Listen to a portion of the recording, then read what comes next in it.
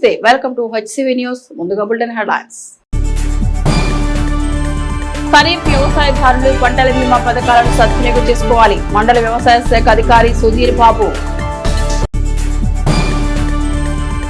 తెనాలిలో 7వ రోజు చేరిన మున్సిపల్ ఇంజనీరింగ్ కార్మికుల సమ్మె సంఘీభావం తెలిపిన పారిశుద్ధ్య కార్మికులు.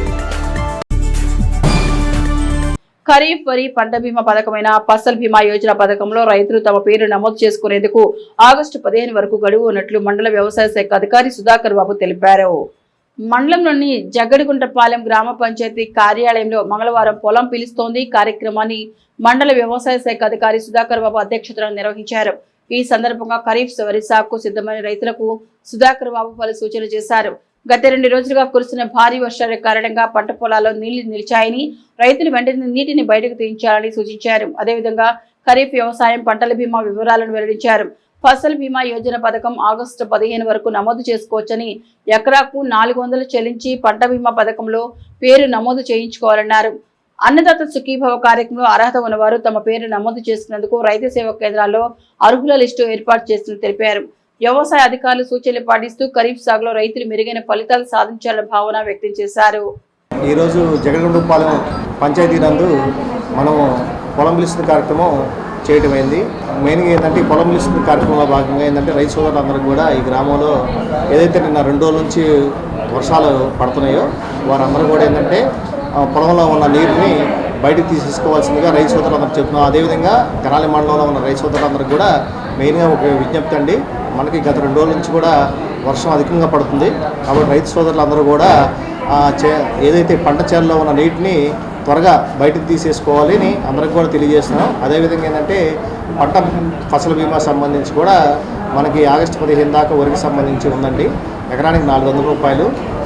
దీనికి సంబంధించి మన పంట బీమా కట్టుకున్నట్లయితే అందరూ కూడా ఎవరైతే ఈల్డ్ బేస్డ్గా ఉందో అందరూ కూడా వర్తించుద్ది. అదేవిధంగా ఏంటంటే అన్నదాత సుఖీభవకు సంబంధించి మన రైతు సోదరులు ఇంకా ఎవరైనా రాని వాళ్ళు రైతు సేవా కేంద్రాల యందు మనకు ఎలిజిబుల్ అయిన లిస్టు అందుబాటులో ఉంది.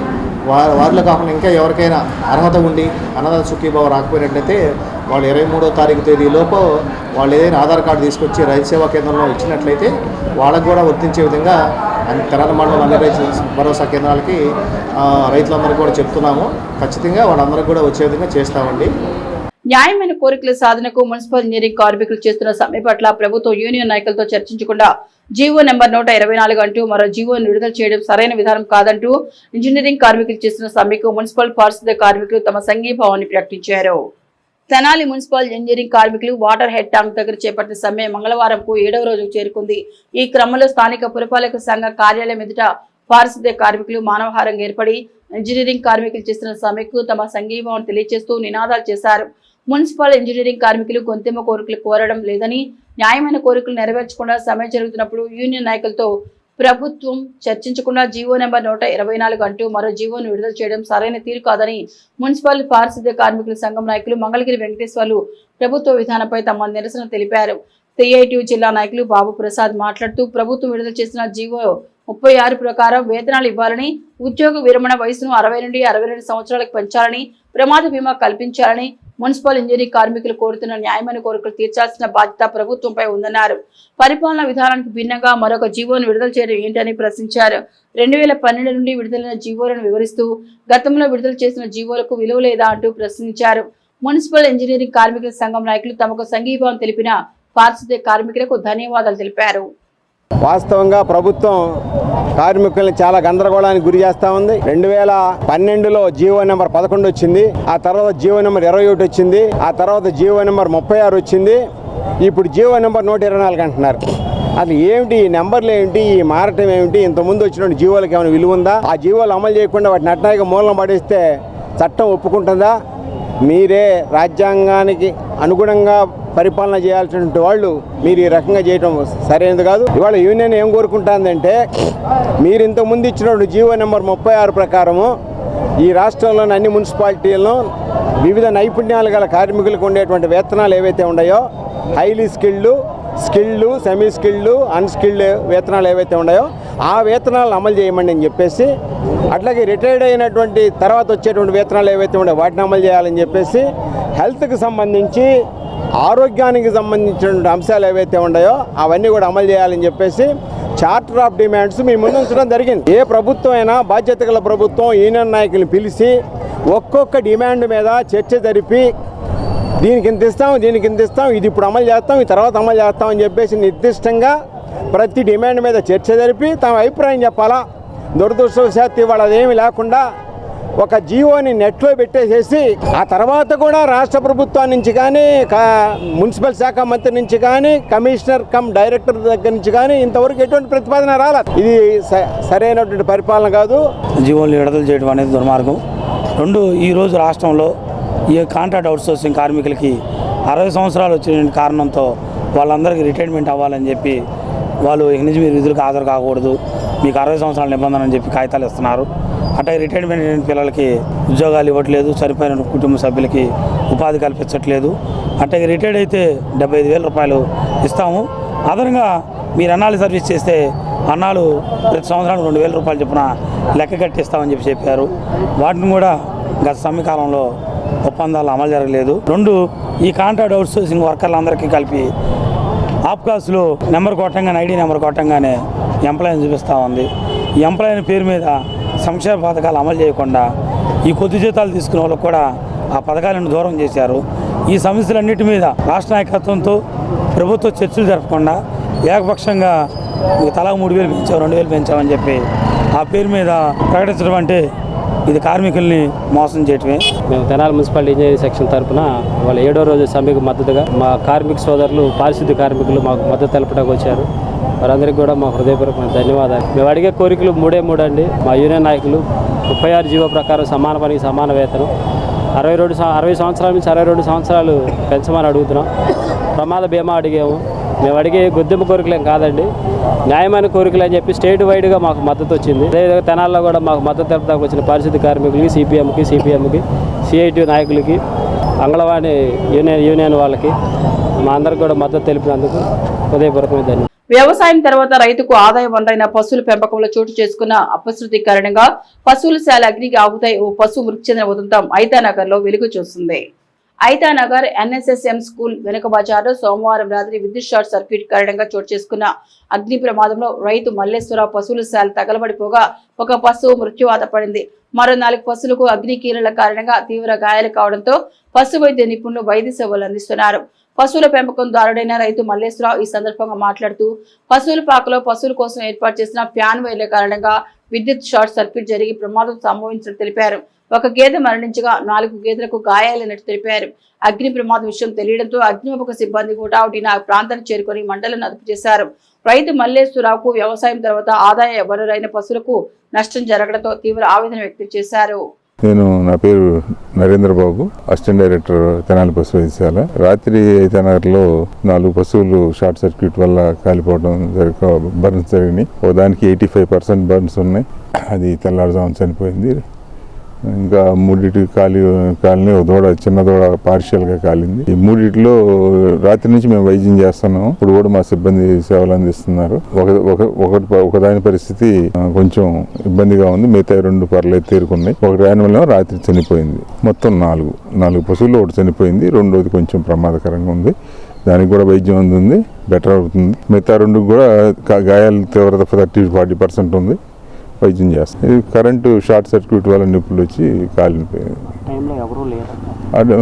ఓనర్ పరిగెత్తుకు వచ్చేటప్పటికే నష్టం జరిగిపోయింది. తర్వాత మాకు కాల్ చేస్తే రాత్రి 9:30కి మేము వచ్చాం. రాత్రి 12 వరకు కూడా ఇక్కడే ఉండి 12 గంటల వరకు వైద్యం చేసి తెల్లారగట్ట మళ్ళీ ఇప్పుడు వచ్చి వైద్యం చేస్తున్నాం. రాత్రి తెల్లారగట్ట ఒక యానిమల్ చనిపోతుంది.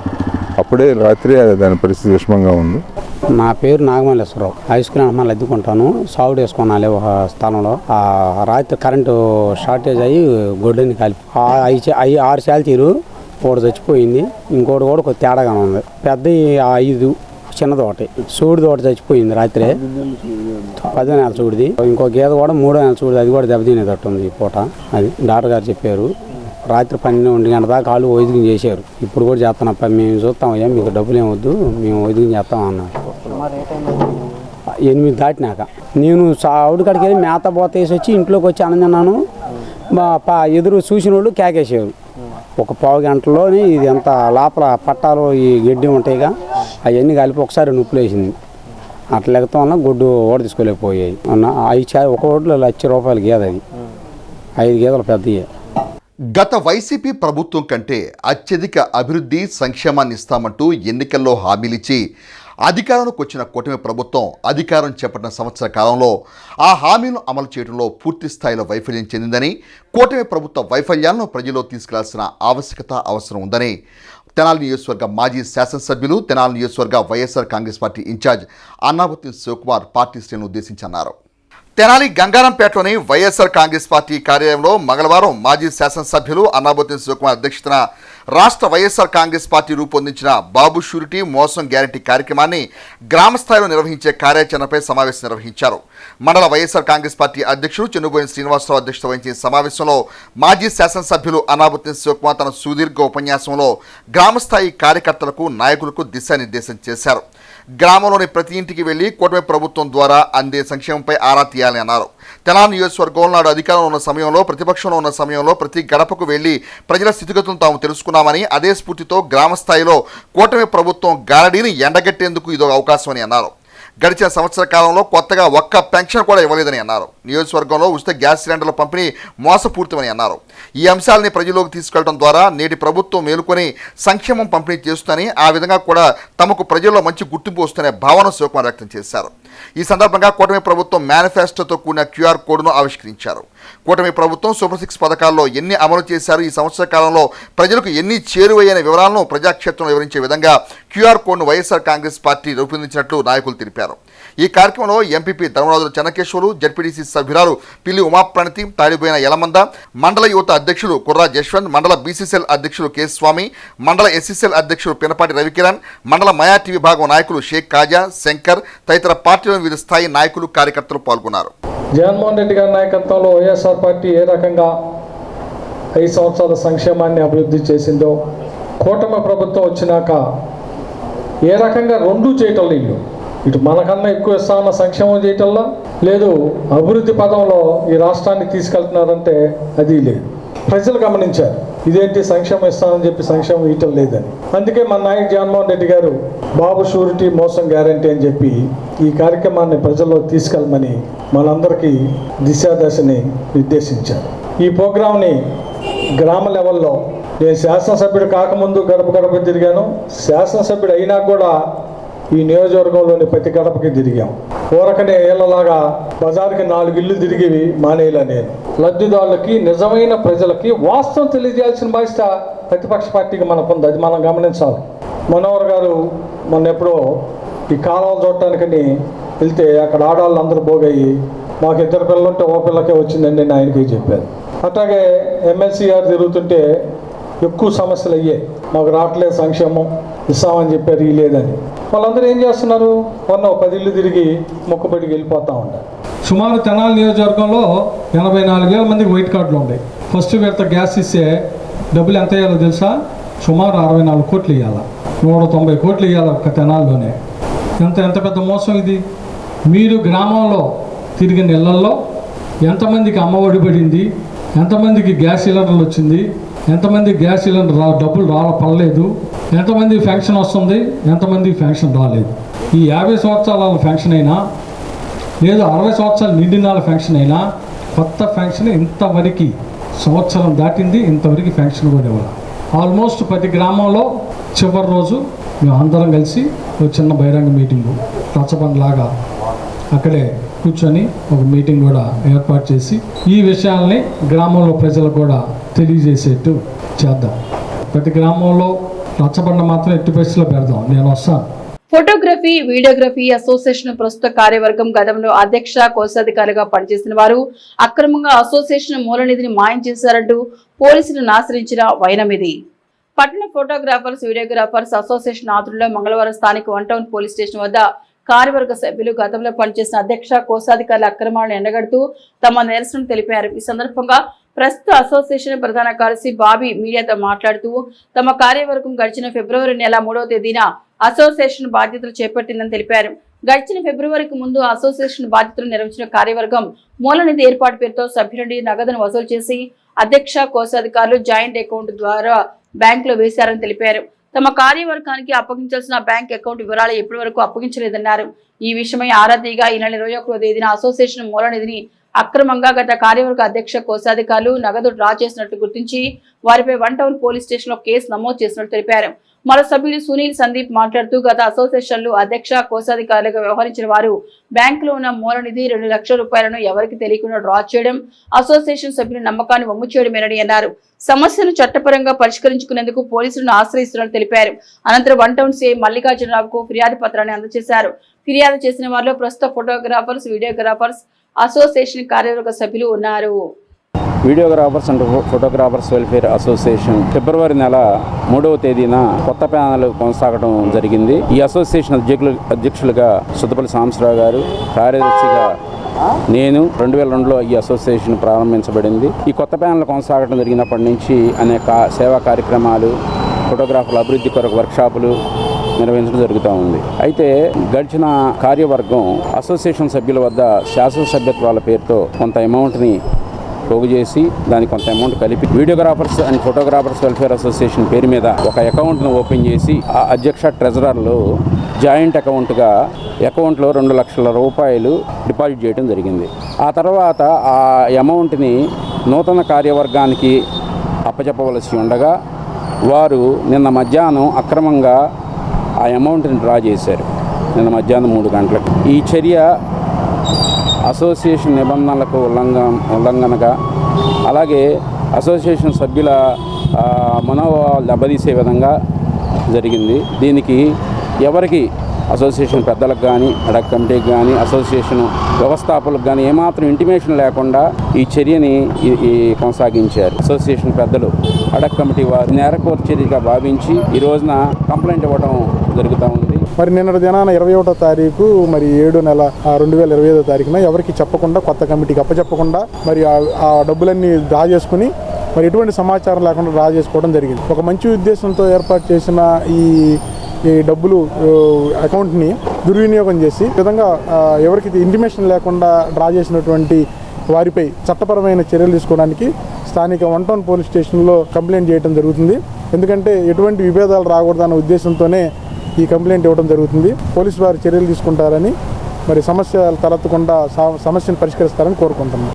భారతీయ జనతా పార్టీ కిసాన్ మోర్చా జిల్లా కమిటీ పిలుపు మేరకు తెనాలి మండలం నందివేలు గ్రామంలో కిసాన్ మోర్చా నూతన కమిటీని జిల్లా ఉపాధ్యక్షులు తోటకూర కోటేశ్వరరావు మంగళవారం వెల్లడించారు. ఆ వివరాలు ఈ విధంగా ఉన్నాయి. మంగళవారం కిసాన్ మోర్చా జిల్లా ఉపాధ్యక్షుడు తోటకూర కోటేశ్వర ఆధ్వర్యంలో తెనాలి మండలం నందివేలు గ్రామ కిసాన్ మోర్చా కమిటీని ప్రకటించారు. ఈ కార్యక్రమంలో కిసాన్ మోర్చా మండల అధ్యక్షులు కొనుగోలు రామస్వామి, కొంక సుందరం, దూరిపాల శేషయ్య, గ్రంథి రాము, బొమ్మిశెట్టి వెంకటేశ్వరు తదితరులు పాల్గొన్నారు. భారతీయ జనతా పార్టీ కిసాన్ మోర్చా జిల్లా కమిటీ ఆదేశాల మేరకు నందివేలు గ్రామంలోని కిసాన్ మోర్చా అధ్యక్షునిగా బజారు కోటేశ్వర నియమిస్తూ నియామక పత్రం అందజేస్తున్నట్లు కిసాన్ మోర్చా జిల్లా ఉపాధ్యక్షులు తోటకూర కోటేశ్వరరావు పేర్కొన్నారు. మరి ఈరోజు రాష్ట్ర అధ్యక్షుడు చిగిరిపాటి కుమారస్వామి గారు, మరి జిల్లా అధ్యక్షుడు తిరుపతిరావు గారు, శ్రీనివాసరావు గారి పిలుపు మేరకు ఈరోజు గుంటూరు జిల్లా తెనాలి మండలం నందివేలు గ్రామంలో బీజేపీ కిసాన్ మోర్చా తెనాలి మండల నందివేలు గ్రామానికి చెందిన పార్టీ గారిని గ్రామ కమిటీ నియమించడం జరిగింది. మరి ఆయన గత 30 సంవత్సరాల నుంచి ఈ బీజేపీ కార్యకర్తగా పనిచేస్తున్నాడు. పుస్తకాలు విజ్ఞాన భాండాగారాలని, అలాంటి పుస్తకాలను విద్యార్థులకు చేరువచేయాలనే ఉద్దేశంతో మినీ లైబ్రరీని ఏర్పాటు చేస్తున్న బ్రెడ్ సంస్థ సేవా దృక్పథం అభినందనీయమని అమృతూరు మండల మాజీ ఎంపీపీ బ్రెడ్ సంస్థ ఉభయ గుంటూరు జిల్లాల కన్వీనర్ మైనేటి రత్నప్రసాద్ అన్నారు. అమృతూరు మండల పరిధిలోని గోవాడ జిల్లా పరిషత్ ఉన్నత పాఠశాలలో ఆలపాటి జయప్రద జ్ఞాపకార్థం వారి కుమార్తె ఉప్పల రజని కుటుంబ సభ్యుల ఆర్థిక సహాయంతో బ్రెడ్ సంస్థ ఏర్పాటు చేసిన మినీ లైబ్రరీలతో ఉపయోగంపై పాఠశాల ఇన్ఛార్జ్ ప్రధానోపాధ్యాయులు శివశంకర్ అధ్యక్షతన సమావేశం నిర్వహించారు. ఈ సందర్భంగా రత్నప్రసాద్ మాట్లాడుతూ పుస్తక పఠనం ద్వారా జ్ఞానం పెంపొందించుకోవచ్చని భారత రాజ్యాంగ నిర్మాత doctor BR Ambedkar, missile man doctor APJ Abdul Kalam పుస్తక పఠనంతోనే ప్రపంచ మేధావులు గుర్తింపు పొందారని అన్నారు. వారిని స్ఫూర్తిగా తీసుకుని ప్రతి విద్యార్థి బ్రెడ్ సంస్థ ద్వారా ఏర్పాటు చేసిన పుస్తకాలను సద్వినియోగం చేసుకోవాలని అన్నారు. బ్రెడ్ సంస్థ ద్వారా ఉమ్మడి గుంటూరు జిల్లాలో 135, వేమూరు నియోజకవర్గ పరిధిలో 22, జిల్లా పరిషత్ ఉన్నత పాఠశాలలో 1200 నుండి 1500 వరకు పలు పుస్తకాలతో కూడిన మినీ లైబ్రరీలు ఏర్పాటు చేశామని వివరించారు. బ్రెడ్ సంస్థ ద్వారా ఉమ్మడి గుంటూరు జిల్లాలో 135, వేమూరు నియోజకవర్గ పరిధిలో 22, జిల్లా పరిషత్ పాఠశాలలో 1200 నుండి 1500 వరకు పలు పుస్తకాలతో కూడిన మినీ లైబ్రరీలు ఏర్పాటు చేశామని వివరించారు. సమాజ శ్రేయస్సు లక్ష్యంగా మండల గ్రామాల్లో పలు సేవా కార్యక్రమాలు నిర్వహిస్తున్న మాజీ ఎంపీపీ మైనే రత్నప్రసాద్ అభినందనీయాలని పలువురు కొనియాడారు. ఈ కార్యక్రమంలో విశ్రాంతి ఇంజనీర్ ఉప్పల సాంబశివరావు, తోక మల్లికార్జునరావు, ఏమని విజయలక్ష్మి, ఎం భాస్కర్రావు, ఉపాధ్యాయులు, విద్యార్థులు తదితరులు పాల్గొన్నారు. పుస్తకాలు మేము చదవడానికి 15 సంవత్సరాల నాడు ఇక్కడ ఇచ్చాం. ఆలపాటి జయప్రద గారని ఈ ఊరే కోటేశ్వరరావు గారి భార్య, వాళ్ళ అమ్మాయి రజనీ గారు, ఉప్పల రజనీ గారు అని వారు ఇచ్చారు. ఉప్పల రజనీ గారు వాళ్ళ భర్త గారు ఈ సంస్థకి పెద్ద ఎత్తున నిధులు ఇవ్వటం, ఈ ప్రాంతంలో అన్ని మన నియోజకవర్గంలోనే 22 స్కూల్స్లో ఇచ్చారు. మీ పిల్లలందరూ కూడా చదువుకోవాలని ఉద్దేశం.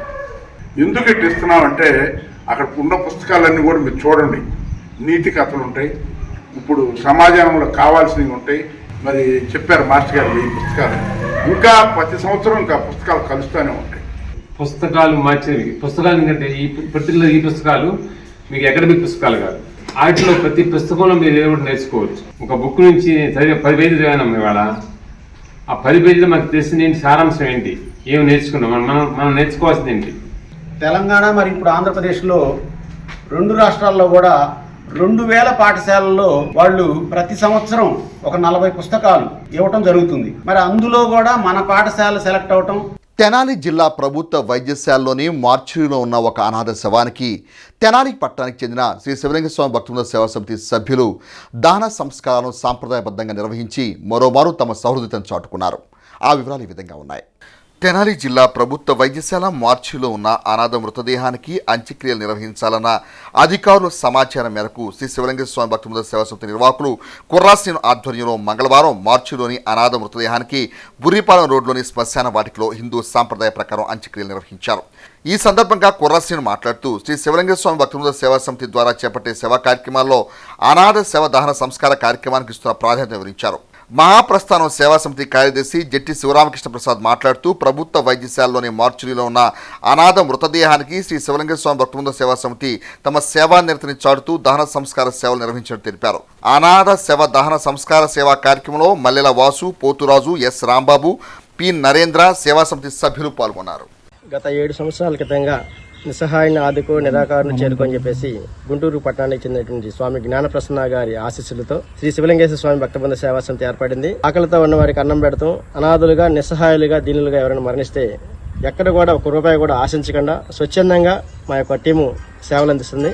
తెనాలి జిల్లా వైద్యశాల మాచిరిలో ఉన్నటువంటి ఒక మృతదేహానికి మరి అంత్యక్రియల నిమిత్తం మరి పోలీస్ శాఖ నుంచి పిలుపు రాగా వెంటనే స్పందించి మా సేవా సమితి సభ్యులు కూడా మరి ఆ యొక్క మృతదేహాన్ని బురిపాలెం రోడ్లోని మహాప్రస్థానం తీసుకొచ్చి సాంప్రదాయబద్ధంలో దానికి మరి ఆ అంత్యక్రియలు నిర్వహించడం జరిగింది. తదుపరి కూడా రానున్న రోజుల్లో ఆ అస్థికలను కూడా మరి కాశీలోని గంగా నదిలో నిమజ్జనం చేయడం జరుగుతుంది.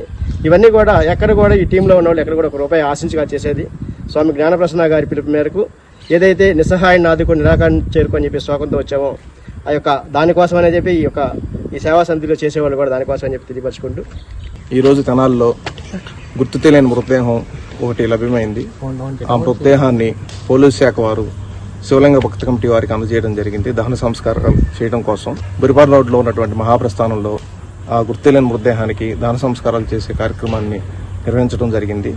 దీన్ని శివలింగ భక్తి కమిటీ వారైనటువంటి కుర్రా శ్రీనివాస్ గారి ఆధ్వర్యంలో ఈ మృతదేహాన్ని ఇక్కడికి తీసుకొచ్చి అంతిమ కార్యక్రమం చేయడం జరుగుతుంది. తెనాలి రైల్వే స్టేషన్ 4వ నంబర్ ప్లాట్ఫామ్ చిట్ట చివర రైలు పట్టాలపై శవమై కనిపించిన ఆర్ఎండ్ ఉద్యోగి జాన్ బాబు. గుంటూరు రాష్ట్ర రోడ్డు రవాణా సంస్థ కార్యాలయంలో జూనియర్ టెక్నికల్ అధికారిగా విధులు నిర్వహించే బి జాన్ బాబు మంగళవారం ఉదయం తెనాలి రైల్వే స్టేషన్ 4వ నంబర్ ప్లాట్ఫామ్ చివర రైలు పట్టాలపై శవమై కనిపించారు. అతనికి భార్య, ఒక కుమార్తె ఉన్నారు. గత కొంతకాలంగా పక్షవాతంతో బాధపడుతున్న జాన్ బాబుకి కుటుంబ సభ్యులు ఇందుకు సంబంధించి వైద్యం చేస్తున్నారు. విషయం తెలుసుకున్న కుటుంబ సభ్యులు ఆ ప్రాంతానికి చేరుకుని శవమై పడి ఉన్న జాన్ బాబును చూసి కన్నీటి పర్యంతమయ్యారు. రైల్వే పోలీసులు కేసు నమోదు చేసుకుని దర్యాప్తు చేస్తున్నారు. ఇక బులెటిన్ ముగించే ముందు హెడ్లైన్స్ మరొకసారి. ఖరీఫ్ వ్యవసాయదారులు పంటల బీమా పథకాలను సద్వినియోగం చేసుకోవాలి. మండల వ్యవసాయ శాఖ అధికారి సుధీర్ బాబు. తెనాలిలో 7వ రోజు చేరిన మున్సిపల్ ఇంజనీరింగ్ కార్మికుల సమ్మె సంఘీభావం తెలిపిన పారిశుద్ధ్య కార్మికులు. ఇవి హెచ్సివి న్యూస్ బులెటిన్ విశేషాలు. నమస్తే.